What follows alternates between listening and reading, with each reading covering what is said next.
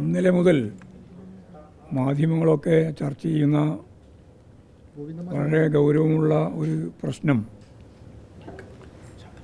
നമുക്കെല്ലാം അറിയുന്നതുപോലെ നിമിഷ പ്രിയയുടെ മോചനവുമായിട്ട് ബന്ധപ്പെട്ട പ്രശ്നമാണ്. 1920 മുതൽ ഈ പ്രശ്നം ലോകത്തിൻ്റെ വിവിധ മേഖലയിൽ ചർച്ച ചെയ്യപ്പെടുന്നുണ്ട്. പക്ഷേ വിധി നടപ്പിലാക്കുന്നു എന്ന ഘട്ടം വന്നപ്പോൾ അതിൽ ഇടപെട്ട് കാന്തപുരം AP അബൂബക്കർ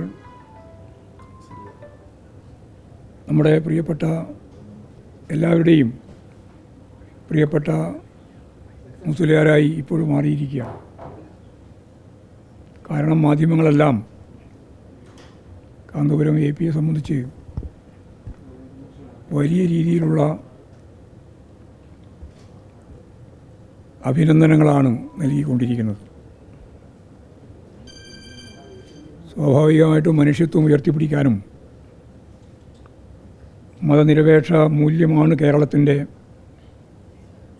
ഏറ്റവും പ്രധാനപ്പെട്ട സന്ദേശം എന്ന കാര്യം ലോകത്തിൻ്റെ മുമ്പിൽ അവതരിപ്പിക്കാനും കഴിഞ്ഞ മഹത്തായ സന്ദേശമാണ് അദ്ദേഹം ഈ പ്രശ്നത്തിൻ്റെ ഭാഗമായിട്ട് കൈകാര്യം ചെയ്തത്. അദ്ദേഹത്തിന് പരിചയമുള്ള, വളരെ അടുപ്പമുള്ള മതപണ്ഡിതന്മാരുമായിട്ട് ചർച്ച ചെയ്ത്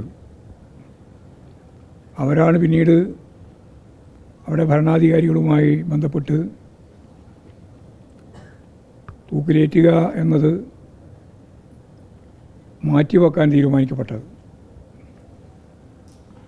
ഇനിയും തുടർച്ചയായ ചർച്ചയും ആവശ്യമായ തീരുമാനവും എടുക്കുന്നതിനു വേണ്ടി അദ്ദേഹം ഞങ്ങളോട് പറഞ്ഞത് തുടർന്നും ഇടപെട്ടുകൊണ്ടിരിക്കുന്നു എന്നാണ്. ചർച്ച ഇപ്പോഴും നടന്നുകൊണ്ടിരിക്കുന്നുണ്ട്. ആ ചർച്ച ഇനിയും തുടർന്ന് അവരുടെ മോചനം ഇസ്ലാമിക നിയമം അടിസ്ഥാനപ്പെടുത്തി തന്നെ പ്രായശ്ചിത്തം ചെയ്യുന്നവരെ മോചിപ്പിക്കാനാവും എന്ന മുസ്ലിങ്ങളുടെ കാഴ്ചപ്പാടാണ് അദ്ദേഹം എന്നോട് തന്നെ പങ്കുവച്ചത്. തീർച്ചയായും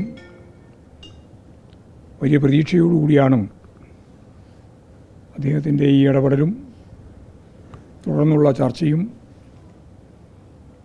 അവരുടെ കുടുംബവും കേരളവും എല്ലാം കാതോർത്ത് നിൽക്കുന്നത്. ഇങ്ങനെയൊരു സന്ദേശം കാന്തപുരം AP നമുക്കെല്ലാം വേണ്ടി, രാജ്യത്തിനു വേണ്ടി,